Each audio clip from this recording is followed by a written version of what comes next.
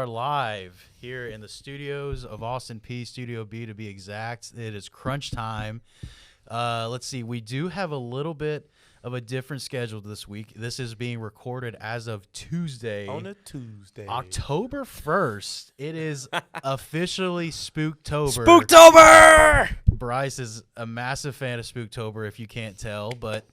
Yep, there he is, wearing his little baby blue Bass Pro. You're in the wrong colors, bro. That's Christmas Listen, colors. it's shout out to the Titans, bro. Hey, Shout out Titans. We're in the win column. First win of the season. Shout out to the Titans. 13-3 season incoming. We're back, baby. All right, let's go That ahead. was the ultimate, mid-off. That was a mid-celebration. Okay, let's Celebrate go. 1 and 3, bro. Let's go and get into this because, first of all, that's Dylan Walton and that's Bryce Robinson. So we got the normal cast and crew. I know we said we were going to have Reese on last episode. I know I said that. Hey, things change. Things change. We changed from Thursday to Tuesday this week because we have a little bit of a situation Thursday with me and Bryce. We'll get into that They going later. on vacay, bro. We're going on vacay. Yeah, We're basically going going on on vacay. vacay. We're going on vacay. They going on. I'm not. I actually have a conference to do, so. I'm But going y'all going to Friday. the game But Thursday, you're not bro. going to the actual conference on Saturday. Yeah, but I'm going to be there Friday. But Is there a conference Friday? There is a bro, conference y'all Friday. going to the game. That's awesome. It's okay. That's why we're going. Okay, be happy for us. No, I'm happy for y'all. I'm going to see my favorite quarterback play. No, I ain't mad at you at all. I'm going to go watch one of my fantasy quarterbacks play. And I'm going to one see of my Sexy fantasy Red receivers. tonight. Oh, okay. Jeez. Jeez. All right. So, how was Yeah, everybody's Glo. weekend? How was your weekend? It was smooth. Played some Dynasty. Kansas State Wildcats, let's go, baby. 2033 national champs. First year head coach, baby. 11 years in the game. And we finally got us one, baby. We beat Texas. Game-winning field goal to 33, baby. There's only one way to do it, baby. It's the Kansas State way. So got me a ring this weekend. How many schools are you played now? So I was You start were off Central Michigan. Oh, that's a separate one. That's Okay. a separate one. Okay. I got 2 natties there. Boise State, I was there for 10 years. Didn't win a ring. Switched conferences. I had a tough bracket. For like 6 years straight, I had a tough bracket. Left, went to Army for 1 year. Couldn't do it. I wasn't getting enough recruits. I need them boys. I need them boys down there from Mississippi. So then I got that offer from Kansas State. Boy, I hit the portal.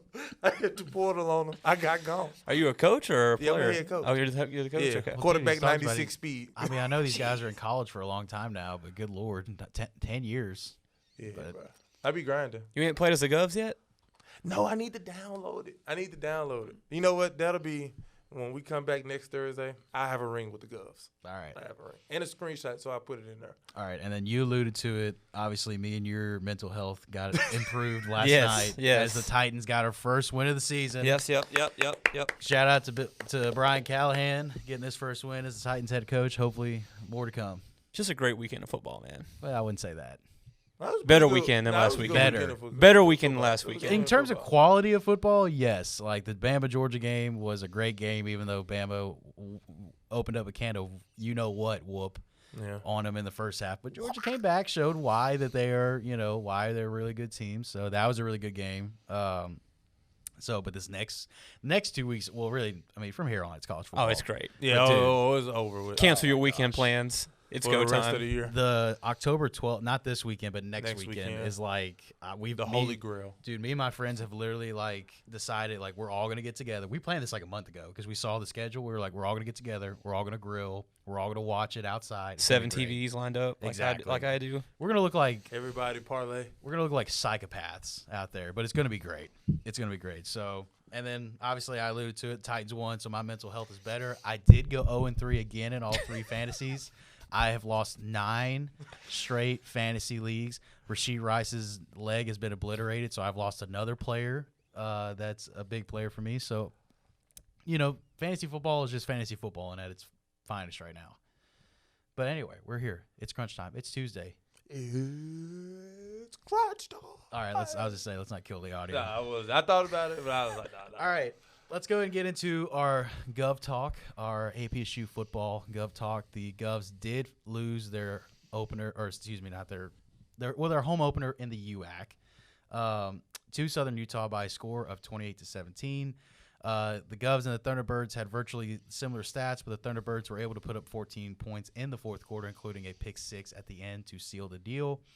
For the Govs, Lavelle Wright rushed for 140 yards on 17 carries. Austin Smith 19 out of 31 for 124 yards, but he had 2 interceptions as well as running for 53 yards and a touchdown. So, guys, initial thoughts on the game. I know me and you were physically at the game, producing it. It was a long game. It was a long game to watch. I mean, what are your guys' initial thoughts? We're going to start with Bryce this week. It was a rough game to watch, man. I mean, we talked about it before. We knew coming in this game that I didn't have them picked to win. We know that for a fact. And, we talked about the weather being a factor, and I feel like it wasn't a factor until the end of the game. The rain started coming down hard. I mean, you guys were actually there, so it's kind of hard to tell on TV that if it was raining the whole game or not. But it was like sprinkling a little bit the whole game, but it wasn't bad. It wasn't like enough to, I think, affect the game. Yeah. One word to describe this game, for me, I feel like it's penalties. I feel like the personal foul calls. I know Jaden Barnes got ejected in the second half of the game, which he's one of your top, if not the most playmaker on the field, and you lose him, that's not going to help you from an offensive standpoint. So I just feel like they shot themselves in the foot so many times, and, they lost the game, I feel like. There was a very winnable game for them. I don't think Southern Utah was that great of a team compared to last year. They're definitely not as good as they were last year, and I feel like it was a very winnable game for the Govs, and they just didn't take advantage of times where they had momentum, and that's why they come in this week with another loss on the schedule. What you got, man? What you got? Talk to me. Man, I tried to have hope after last week. I tried to have hope. I tried to have a sense of false hope. But what does hope get you? Sound like number letdowns. Yeah. And this game, I'm not putting on Jeff Ferris. I actually think he got them close enough to get the dub. I thought he did, even though Southern Utah played terrible, in my opinion, they was there for the taking. I feel like he coached them decent enough to get the win. And at the end of the day, that's all that matters. But Austin Smith, my brother, you got to play better football. You got to play better football. That game was simply quarterback play. It came down to the winning moments, and he fell short.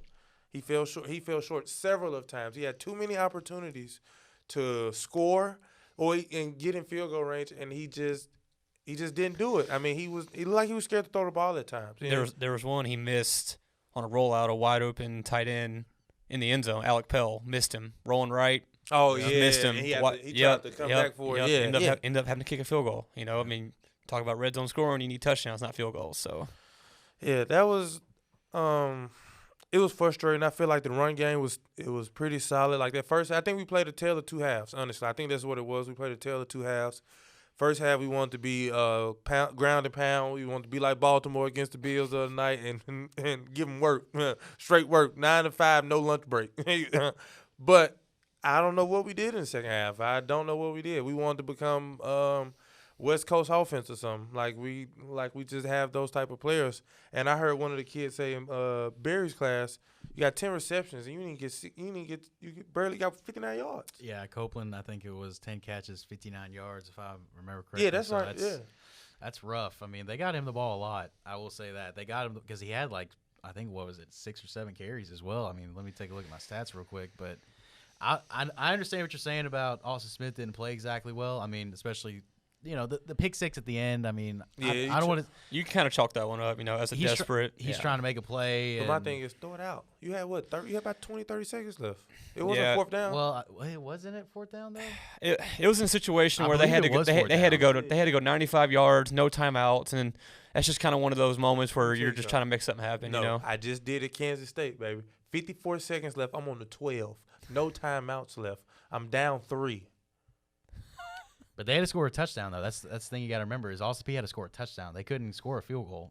He didn't get past the 35. I understand that. I'm just saying, though, but it's different. I can see if he had threw it past How the much 50. Was there like a minute left in the game? Is that what it was? It was like a minute 59 10. seconds, I believe. believe. A minute 10 or something like that. It was enough time. It was way more than enough time. If you get to your workout plays or you get to your go-to plays and you meticulate down the field, but he just He's not built like that. And He the just not key built. the key factor to a drive like that is you got to have first play. You got to have some type of positivity. You got to have a nice P and 10 play. You know, you talk listen to some of the guys that are good at stuff like that, like Aaron Rodgers, Yeah. Tom Brady. They always say Stafford. They always say that first play is crucial. You want a nice little chunk play, 8 to 12 yard play on that first play to get something going. You know, you get stoned on the first 2 plays. You're looking at 3rd and 10 on your own 5-yard line.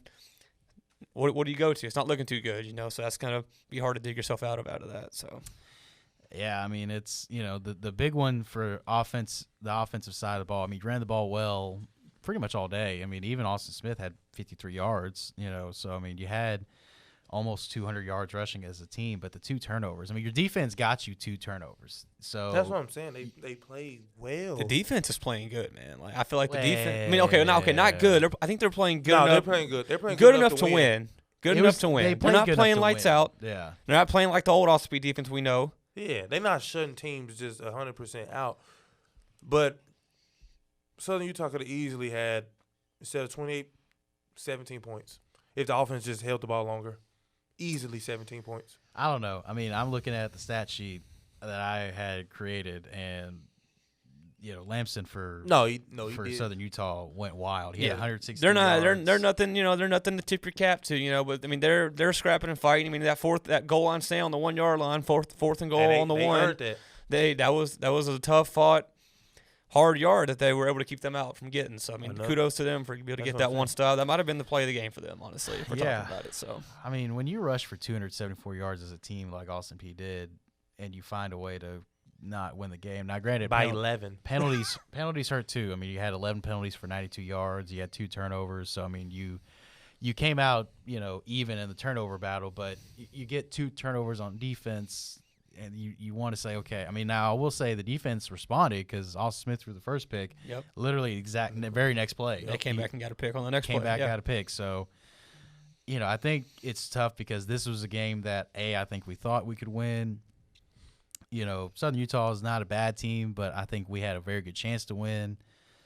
It's just tough, man. I mean, you know, and I mean, they played a different quarterback. You know, they played Bronson Barron, a guy we didn't expect to see. He didn't have a bad day, 243 yards, but he had 2 picks as well. Yeah.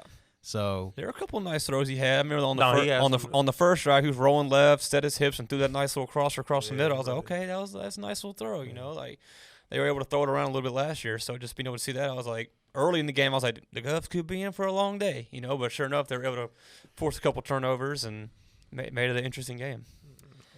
I mean, it's, you know, I tell you what, the guy, I mean, we couldn't stop looking at Nunez, number 19 for them. It seemed like every time they threw a ball, it was to him. Yeah. We could not stop him at all. He had 7 catches for $150 and a touchdown. So I understand what you guys are saying. Like, you know, you held Southern Utah to 21 points. In college football, you hold someone to 21 points, you should be able to win because college football is such an offensively driven sport. But still, I mean, it was tough. It was tough all day, and especially, like you said, offensively. I mean, I think they did enough. They had a chance to win. They did, Yeah. and it's also Multiple. what was the score before that pick six? 21-17. Yeah. So I mean, they're in a position to win the game, you know. But That's like and I know I'm gonna say this every week, bro. No, I've never played organized football. I never have. But if I did, it would be the same as when I played organized basketball. When it's time to win, nothing else matters. You know, I don't care if you got. I understand you. Everybody got traumas of getting sacked, getting your shot blocked or ripped or anything. You win some, you lose some. That's gonna happen. But you might as well try. And I just feel like Austin Smith, he didn't try hard enough. I just feel like he really was like, you know what, my back's against the wall right now. What's the worst that can happen? You know, I might as well just go down. Instead of he didn't go down swinging it all. That's what it looked like to me. That's what it looked like when we was right there. I think one thing that I noticed from the game, I know the weather was not great, but at the same time, I don't think it was enough to affect the game. No. I don't think we tried to even stretch the field. I think when you got guys like Jaden Barnes and Roman Copeland, you know, that's one thing. Take the top off.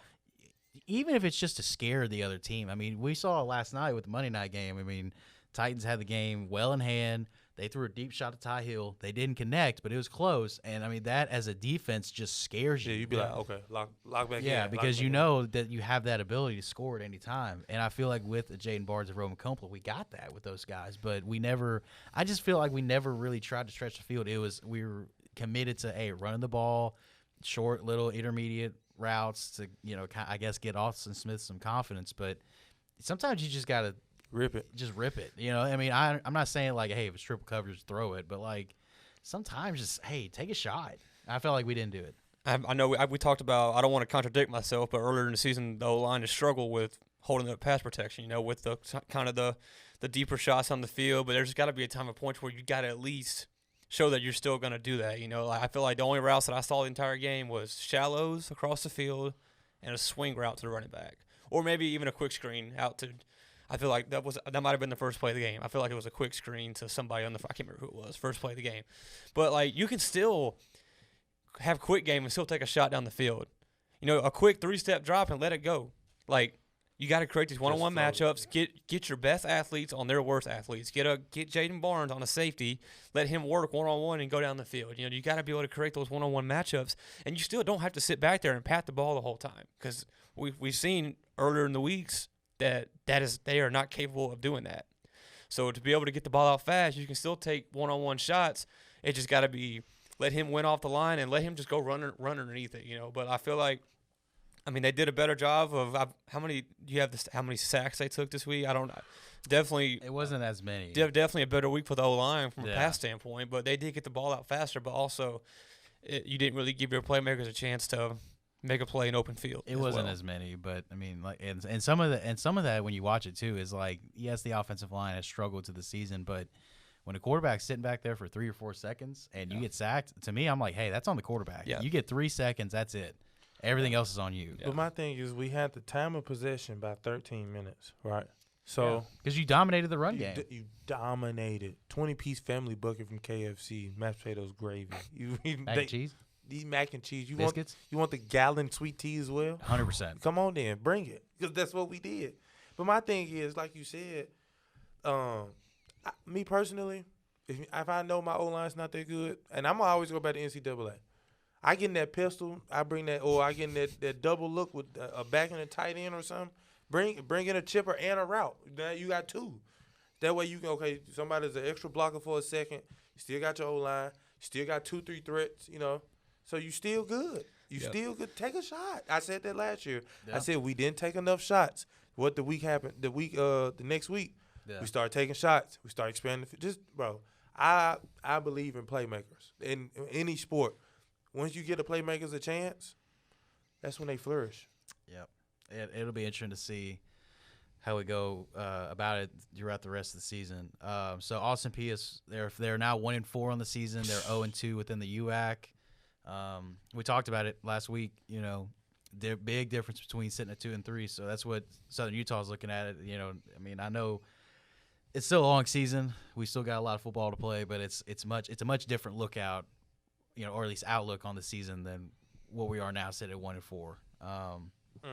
But anyway, so we're gonna again talk about the matchup next week, and we're gonna talk about the Govs football. But first, we want to get into our Athletic Gov of the week. And again, we got our awesome duo in Kendall and Ellis, and they're gonna show us who the Athletic Gov of the week is. So guys, go ahead and take it away. Hey everyone, I'm Kendall Ball. Welcome to this Crunchtime interview. I'm here with my partner Ellis, and today we have a special guest, our teammate Lavelle Wright. How you doing, Lavelle? Doing good. So first question I'll ask, I always open up with this is, tell me a little bit about yourself, your backstory, where you come from, what led you to come here. So I'm originally from Louisville, Kentucky. I started playing football when I was 4 years old, full contact. I'm one of 13. I was raised by all girls. I got 9 sisters, 1 younger sister, so all of the girls is older than me. That's a little bit about it. I'm a real big pet person. I've probably had almost any type of pet, insect you could think of that you could keep as a pet. But yeah, I'm a really outdoors person, even though I'm from the city. I like to just be outside, be in the wilderness, play with my dog a lot. So that's a little bit about me. You say you're from Louisville. Kentucky, and you transferred from Kentucky as well. What is it like transferring? How did it make you feel when you did? I'd definitely say it kind of makes me a little sad just because I'm leaving my friends back at home. But I just knew that it was time for a change. I graduated in 3 years, so I was really blessed to do that before I had left. But I knew that it was time for change, and sometimes change can always be better than hurt you. So I got you. So I know we talk about football a lot. Around everybody knows that we talk about football, but what is it like? Who impacted you, and what is it like when they impacted you? If that makes sense. I really say my big brother. His name is Quantrell. He's like 35. He's special needs. I could say he impacted me to do really a lot of things with sports. He's a big football fan, and he's a big football fan of Kentucky. So he really played a big part of me going to Kentucky, just because he's a big diehard fan. His whole room's blue. He gets Kentucky gear almost every other week by buying it. But yeah, the biggest person that really just motivated me to do everything that I do is really my big brother. All right, so, we talked about, what motivates you and what drives you. You had a very big game a couple weeks ago against Alabama A&M, 142 yards, 3 touchdowns, and you were the Tennessee Sports Writer Association Player of the Week. So bring me through that game. What went into the preparation? Why did you think you had such a big game? Everything that played into that game, I say, was definitely just the offensive line and the offense as a whole. That week, Coach was also showing the charts of how hard we was working during the week, and it showed on the field on that Saturday. But all my success comes from all the preparation and mainly the offensive line. So it's just a big kudos to them to open up the hole so I can hit it full head of steam. All right. So when you mentioned the offensive line and the preparation, how has it been, going through the season and prepping through every game? I know you had a huge first game playing back at your hometown in Louisville. How was it being back home? I was good. I had family from both sides. My cousin, he plays defensive line, Desmond Tell. So I had that side of the family there and my side of the family there. So it was definitely good for coming off a surgery a full year ago. And just being able to open up back at home around the family, having all that support around me. Okay. What made you get into football? We talk about what's happening with football. What made you get into football? Bo Jackson. I know it was one day my dad sat me down in front of the computer, and I was watching Bo Jackson highlights probably for 2 hours. My dad asked me, he said, "You want to do that?" And I was like, "Yeah." And I think the next day or two, he signed me up for full contact football. And I was 4 years old, so I didn't really know what to do. But he was just like, "You go see that. You see that ball? Go hit him." So it really just started at playing linebacker, and I fell in love with the game really quick. I got you. So we asked a couple of serious questions. Now it's time for a more playful question. People don't know, but you have a pet lizard named Dash. So tell me about that. So it's actually my best friend. My best friend had got him for me my junior year of high school. So I don't know how many years that's been, but I don't know what it was. But at a certain time in high school, I was just I got into reptiles, and I spoke about it all the time. And then she ended up buying it for me for my birthday. I don't know how old I was turning, but yeah, once I got him whenever I was a junior in high school, and I've had him ever since. He's kind of like my emotional support animal. Well, that's a great story. That's all we have for today. I'm Kendall Ball, and this is Ellis, and we're closing with our guest, Lavelle Wright. Back to y'all. All right, great job, guys. It's always awesome to watch these interviews, especially from not only athletes but comm majors as well. Kendall's one of those weird guys. Like, he's not very talkative, but like you get him on a camera, man, he just know what to say. He like lightens up, man. He's awesome. And Ellis, obviously, we're glad to get him involved in as well. So again, really awesome guy, really awesome job, guys. Again, we'll see them more and more throughout the season. We'll get to AJ's interview later in the episode, but guys, let's go ahead and get into the West Georgia matchup. But before you do, follow us on Crunchtime for both Twitter and Instagram. We still Reese is being elusive with this Twitter handle. We can't get the info from him, but we do have the Instagram. So, again, give us a follow. Hopefully one day we'll get control of that, and Reese will give up his monopoly on the social medias. But, again, that is at Crunchtime APSU for both Instagram and Twitter. Okay, let's get to talking about West Georgia. They are currently the only team in the conference that's below us in the standings. They are sitting at 1-3 on the season, even though we do have one more loss than them. They are 0-3 in UAC play.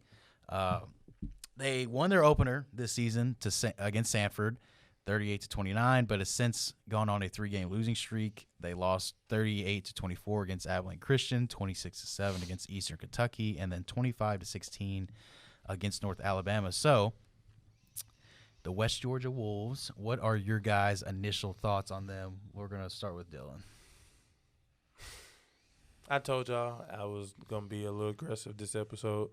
When are you not aggressive? Yeah, I don't know. I don't. It's hard watching bad sports. As a sports fan, I hate watching bad sports. But this is a mid-off. Just keep it a bean. The battle of the mid. Who's the best mid?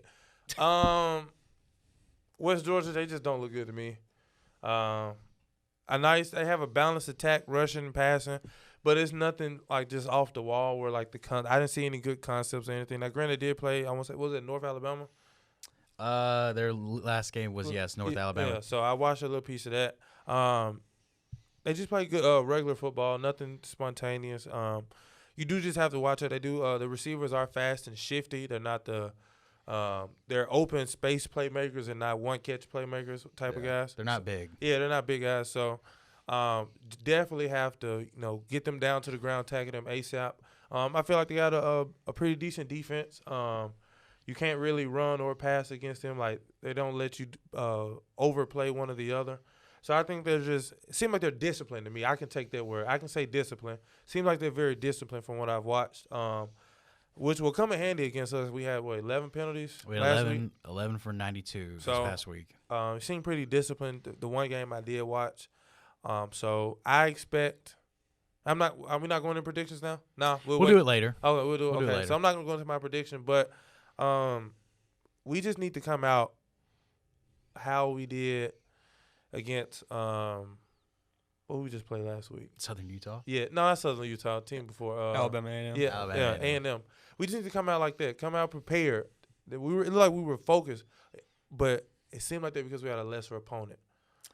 Well, before we get to Bryce, before we move on with Bryce's take, I will say this: West Georgia, this is their first time being Division I. They were Division II recently.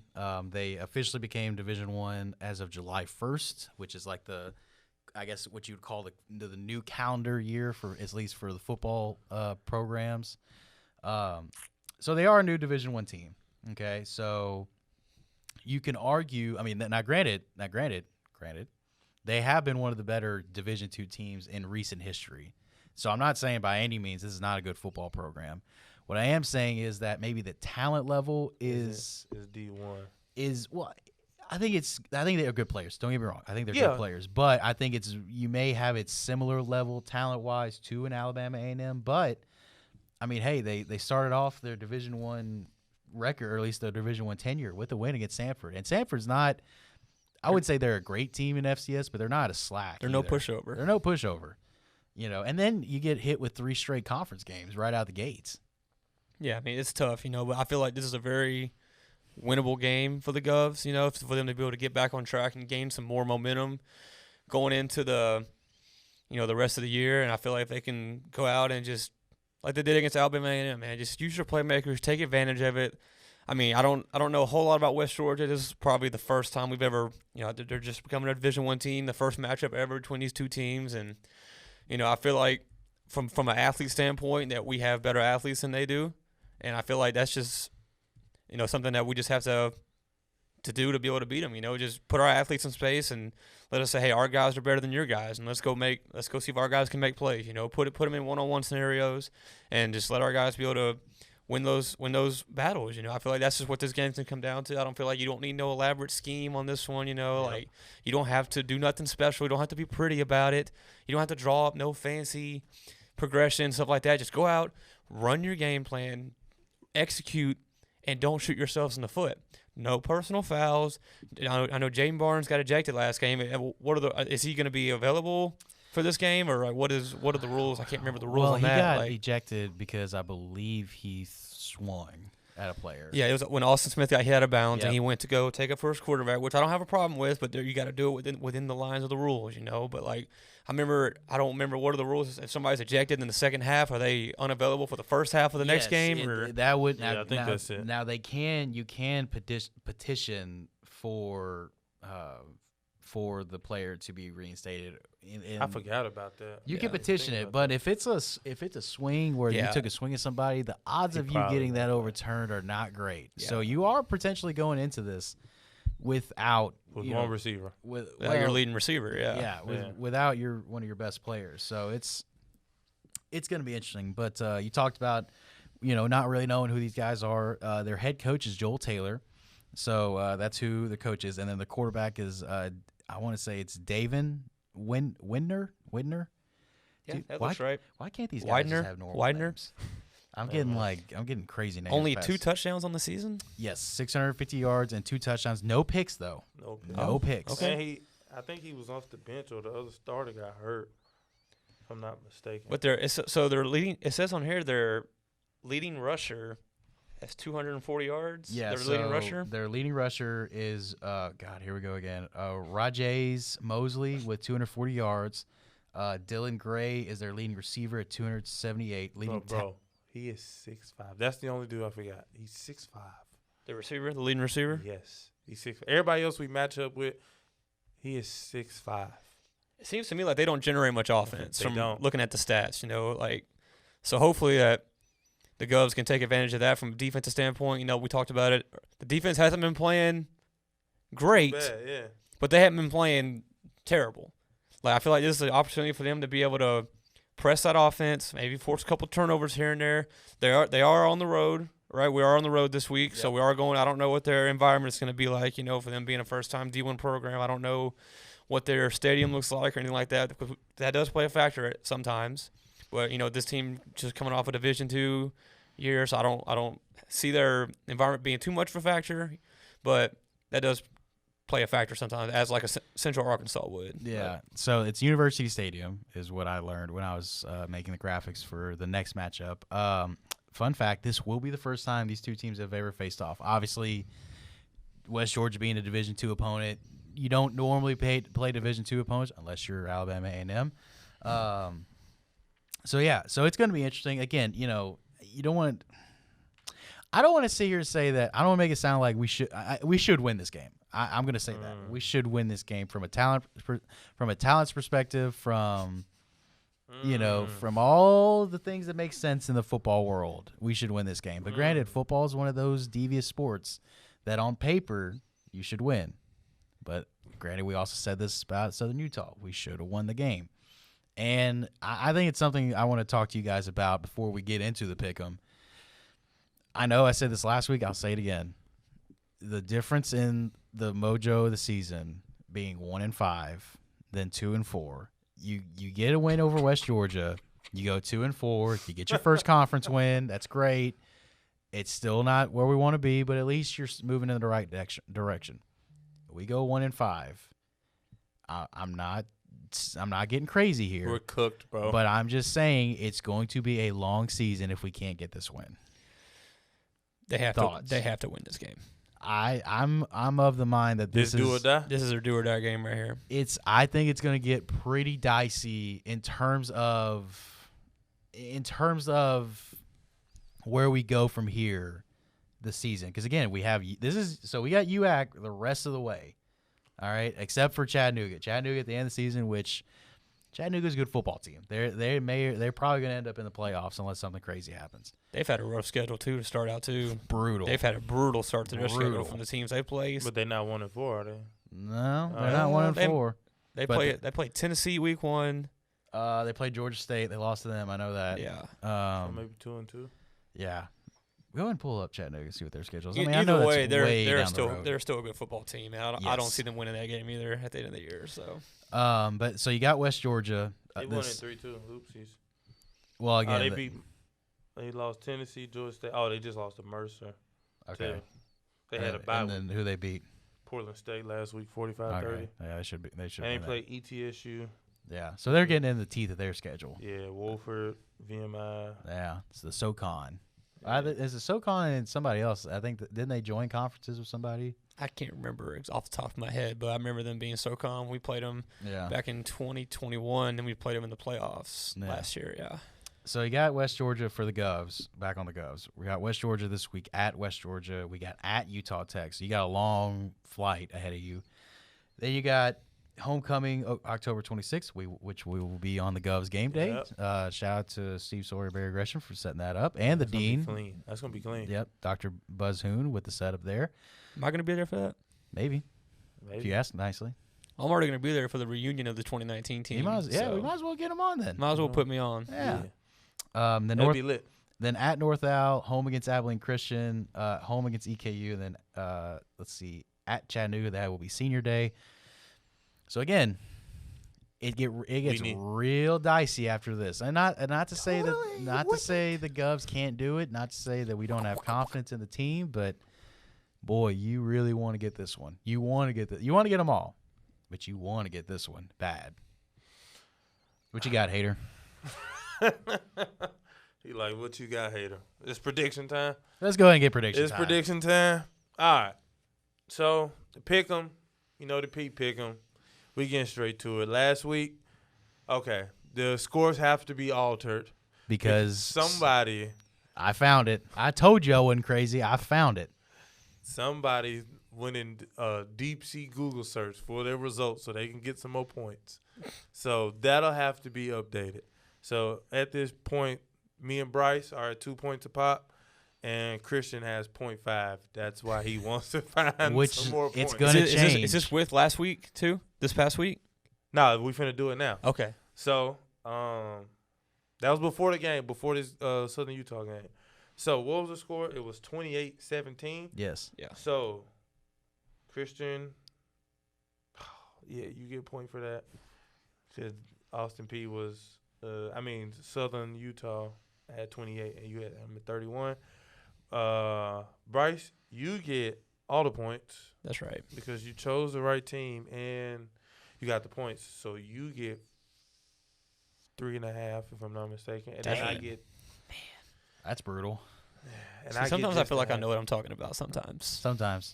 Yeah. Then sometimes you say out of pocket things like Elvis was alive earlier today. Yeah, no, that was out of pocket. That's a different story for a different day. Yep. Yeah. I fully believe that Elvis Presley is alive. It's a great and well. chat GTA segment if we ever do that Yeah. again.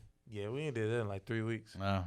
So, what's the score predictions for the? What was your points? How many points you get?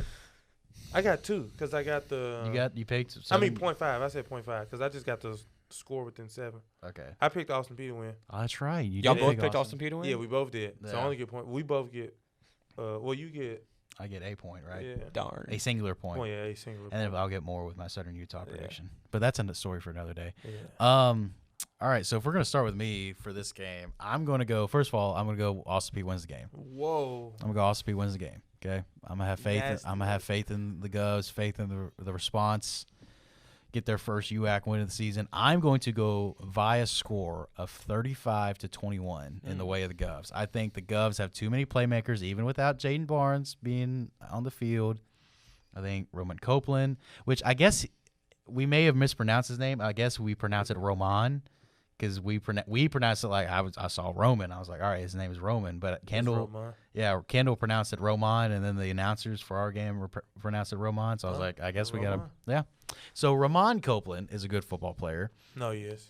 So I just think we have too many playmakers. I think West Georgia's, they're a good program. They're gonna become a good program in Division I, but I think it's gonna take a couple years for them to get the recruits that you expect at a Division I program. So I'm going 35-21 Govs. Bryce. What was our score? What did we put up against Alabama A&M? Y'all remember? 50-something points to 16. Okay, 52, so 16, I'm gonna pick the Govs as well.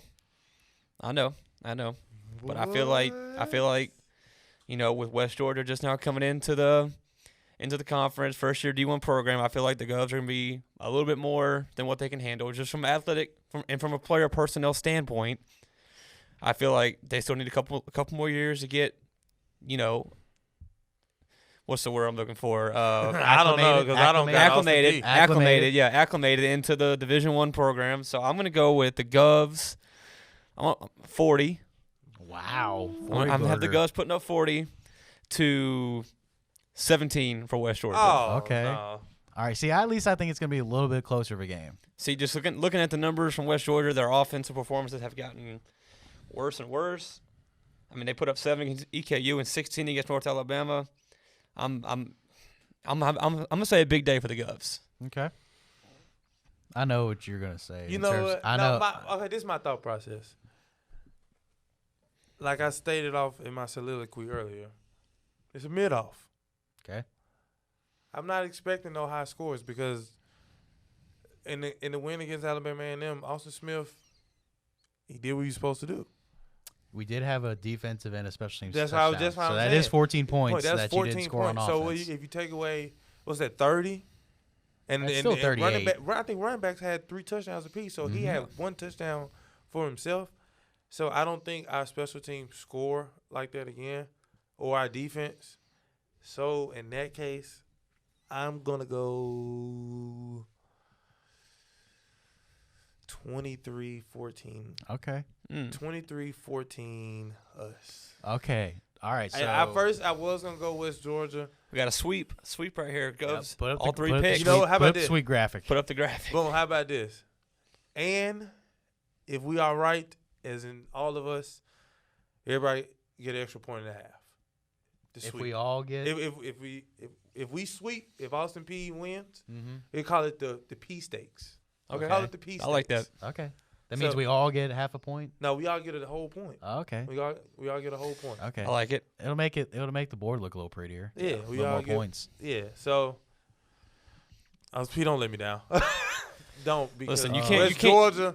you can't play down to the level of your Yes, you can. opponent, Yes, you and they didn't do that against Alabama A&M. And I feel like this is another opportunity for them to be able to do that. For one, a confidence booster, help get some momentum back going into, like you said, the teeth of the schedule, because it's going to be brutal the rest of the way out. So if they want any type of momentum going into the rest of the season, this is where they have to capitalize on it. This is a must-win game for them. If they lose this game, you might as well just start chalking up. And if we were in the NFL, we say tanking for a draft pick, but we're not. We don't do that no more. I say start looking toward next year.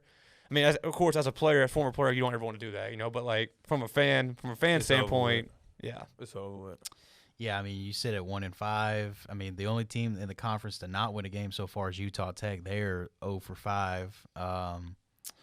But we are in terms, North Alabama's 1-6. We are 1-4, or 1-5. Excuse me. North Alabama's 1-5. We're 1-4. West Georgia's 1-3 as well. Everybody else, Southern Utah's 2-win, EKU's 3-win, and then Central Ark and Tarleton are tied at second at 4-1, and then Abilene Christian. We played 3-2. Tarleton on the homecoming. No, we play, I believe, Abilene Christian. Let me look at my. No, yeah, we do play Tarleton homecoming. Yep. Wonder why we picked them for the homecoming Yeah, game. why did we do that? Why wouldn't we pick Utah Alabama Tech? A&M for a See, homecoming but game? Yeah. Well, I mean, that's one thing though. Some colleges are starting to do that. They pick a conference game to be their homecoming, and I'm like, I mean, I get it. if we were good, like last year. I mean, you want an elite level atmosphere for that game. You want like a nice rivalry game. I believe we played EKU on our homecoming not this past year, but 2 years ago, and that game was electric. We were down, I think, at least 21 at halftime and came back and won in the second half, and that was an electric game. But it's a game like that'll be Yeah. good. Tarleton gonna blow the doors off Fort Terra. We'll see. It's a long schedule. Hey, it's one thing I have to tell myself is that you don't want to get negative too early. I am. But at the same time, it's like, like I said, I mean, You ain't got nothing to say. if we win this week, you have a chance. Like, you have a outsider's chance. If you don't win this week, in terms of like getting the conference, right? The season over if we don't win this. If you don't win this week, at that point, you're just trying to get up to a winning record. You're 0-2 right now in the conference. You still have an outside chance if you turn it around. But if you don't win this week, now you're just trying to play for a winning record. Yeah. So, Long time coming, but I knew. are we singing now? Change gon' come. I just learned that Ramon is our leading receiver, not Jaden Barnes. Yeah, I mean, Well, it's by how probably many what. yards? Yeah, I would say like how much. Not by though? much, but Probably like about 40 yards. not by much. Ramon has 257 and Jaden Barnes has 212. So not Okay. by Yeah, much. about 4. Yeah. All right, but still, you're 1A, 1B receiver. Yeah. You're without 1B going into the game, so Yeah. that's gonna. He tough. a big body though. He like what 5'10", 6 foot. Jaden Barnes, Yeah. he's a small, quick guy. Yeah, he's one of those. Him and Ramon are not big guys by I any know means. Ramon. I know. Yeah. Ramon. I tell you one thing I want to get into real fast is Malik Bowen Sims. He is a receiver transfer from Duke. Mm-hmm. Why are they not trying to get him the ball more? Like you Yeah, played at Duke. 6'3". I've seen his tape James at Barnes, Duke. 5'8". You know, I was there. I was with the staff in the spring. I saw a little bit of what he's done on tape, and he can contribute to this offense. Are they just not dialing up stuff for him? Is it Austin not getting him the ball? Like I just feel like they need to get him a little more involved a little bit. But that's all I'll say. 11 about that, receptions for 87 yards. but also getting 12 personnel. Get in 12. 12 personnel Run the dang ball. has worked in the past to Gov every time. I'm just gonna say it. But you can pass out of it too though. You can. Put Malik at tight end. Put him as your receiver. Well, see, we tight got end. if we're going 12 personnel, we run the ball. We Jack got Baker. Jack Baker. Jack Baker on the field. Jack back. You can guarantee a explosive run. Jack Yep. Baker on the field. Jack back. Baconator is what we used to call him back in the day. Jack back. 100%, man. All right, so we'll see what the Govs do this week. Obviously, we'll get the pick 'em updated. Dylan will and give me some more points. Unfortunately. But we're gonna go ahead and we're gonna throw it to AJ, who's got a very special interview this week. So AJ, go ahead and take it away. We'll see what you got. I'm AJ Crowder, joined here with senior cheer team member Alton. How are you doing today? Pretty good. How about yourself? Oh, I'm doing well. I'm glad to be here. So before we get started, tell me a little bit about your cheer background. I cheered in high school. I played football for 14 years, and then I got invited to a cheer practice one day by one of my team members. And I went and fell in love with the sport. Cheered 2 years in high school, won 2 national championships and a world championship. And then our old head coach came down to a practice here at Austin Peay's old head coach came down to a practice and invited me up. I really didn't plan on going to college, but then I got lucky, got offered a scholarship, and then came here and been here ever since. That's wonderful to hear. I'm glad that you are here.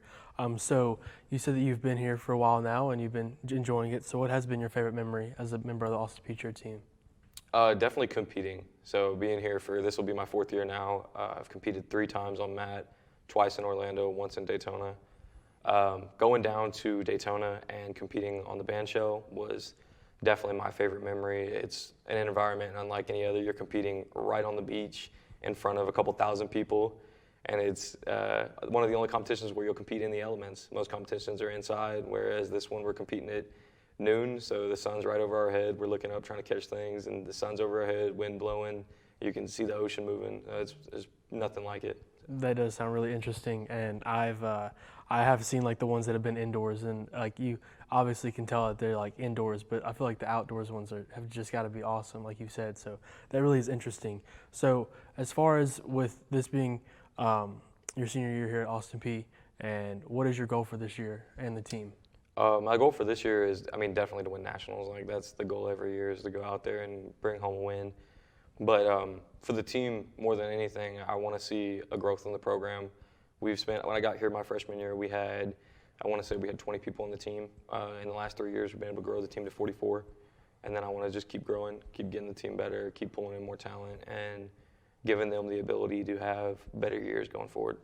For sure. I've definitely seen the increase in how large the cheer team has gotten, especially since last year. There's a lot of recruits coming in whenever I talk to Coach TJ, so I think that's really interesting. So going back to whenever you came here to Austin Peay to cheer, what would you tell that freshman self? I think I would tell him to slow down and to take everything in, because I feel like when I came into school, I really wanted to just get through it. School is fun at times, but it's a grind. It really is. But if you don't take a step back and see everything for what it is every year, then it'll fly by, and you'll regret not taking that time to have fun before life really comes at you. Of course. And so would that also be the same, or do you also have different advice for the people that are watching and for the ones that are interested in cheer? I think I would have some of the same advice. I think a lot of it would be, though, to keep your head down and work, because if without hard work, you don't get anywhere really. And a lot of kids coming in nowadays just expect to have things handed to them. And coming into this, I think that the freshmen coming in need to understand that everything takes hard work, and if you're willing to put the work in, then you'll get the rewards. That's really wonderful. Now you spoke about like the freshmen and stuff. So, what do you think? What games are you looking forward to like this upcoming season? Like where we're going to like away games and basketball games coming up. Is there any games that you look forward to? Yeah, absolutely. I mean, every year we have our one really big away game that we go to. Like in the past, we went to Ole Miss my freshman year. Then we went to Alabama 2 years ago, and then we went to Tennessee last year, and then Louisville this year. So I think those games are the ones that I look forward to the most. Just this big stadium environment, big D1 program, SEC, ACC programs that we get to go to. I mean, there's nothing like cheering in front of 100,000 people. I mean, it's pretty insane. But looking forward into the year, I think when basketball season rolls around, our basketball team was great last year. I mean, made it all the way down to where we got to charter a flight and fly down and cheer at the game and then fly right back the same day. Oh, yeah. So, I mean, looking forward to that again, hopefully to see that. And then looking for our football team to turn the season around. I mean, I always want to make the playoffs. I know we cheered on Thanksgiving last year, and that was fun. I enjoyed that. Like, even though missed out on some good food, but I definitely would want to do that again. No, I think that's an awesome experience that you get to share not only with the fans but with the football team and with the basketball teams whenever y'all do travel to away games. I think that it's a wonderful atmosphere to go to those away games and see those big crowds. So speaking of big crowds and like what are like going to bigger places, what do you think like as far as like cheer like dream jobs go? What is like your big like goal as far as like what team would you like to go to or cheer absolutely. for after college? No, I mean there's definitely in the last few years there's been a rise in the pro teams that are carrying stunt teams, which are guys on the team. Mostly you see like a lot of NFL teams have dancers, but I mean one of the biggest ones is the Titans. They have one of the biggest stunt programs in the country and on the whole 32 NFL teams. So I mean definitely the Titans would be the goal. All right, well thank you so much, Alton, for Absolutely. joining us Thanks for today. having me. We will see y'all back in the studio. Y'all have a wonderful day. Of Austin Peay Athletics. So I know AJ and Abby are going to bring more great interviews as well as Kendall and Ellis throughout the season. So really nice job there. All right, so we got about 8 minutes left in the show.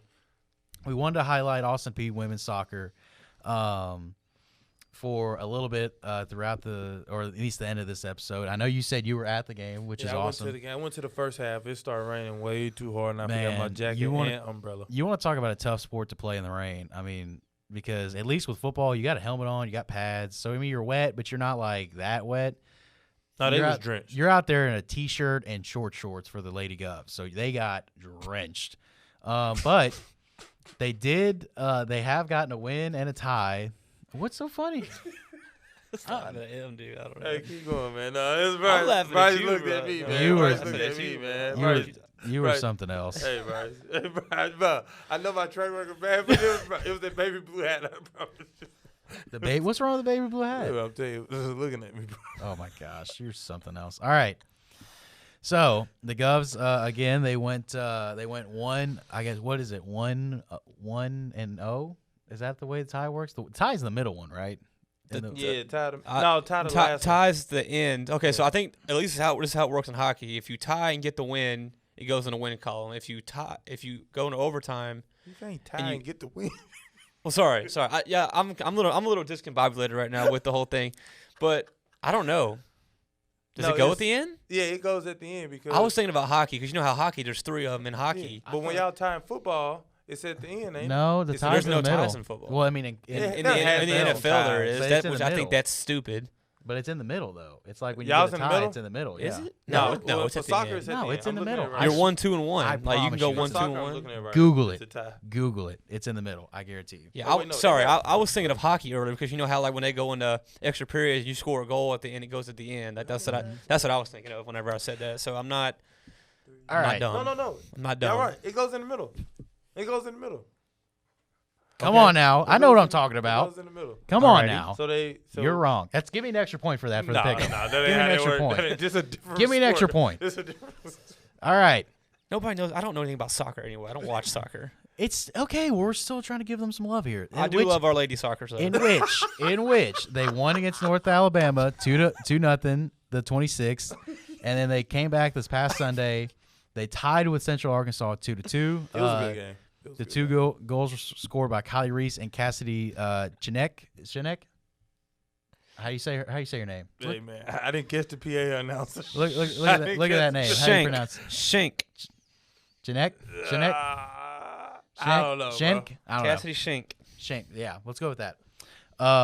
So shout out to them again. You know, their overall record right now is sitting at 4 wins, 4 ties, and 3 losses. All right, so a .625 win I percentage. hate the games ending ties, man. Yeah, they started but like, dude, soccer's hard. Soccer's hard. That's You keep going, man. Do a penalty shootout or So something. they play for man. 90 Like, minutes. Yeah. Do a penalty shootout like they do in hockey. Can man. you run for 90 minutes straight? No. Okay. But kudos to them. Like, Can you get, especially when you're dripping wet, like you're I soaked? I hate that games end in ties, man. You do all this competing back and forth for you do all this work for 90 minutes to end in a tie. Like, just I do a guess. shootout or something, man. Like, let Do the you goal. know how hard it is? I know that's why the game shouldn't end in a tie though. Like they do all this work not to just get a man. Like 2 comes out in the end. But it's like if you do a penalty kick, the 1v1, I feel like that's an unfair way to do it. well, everybody gets a chance though. Like your goalie gets a chance to stop, and then you get a chance to shoot on their goalie. No, Like, because- It's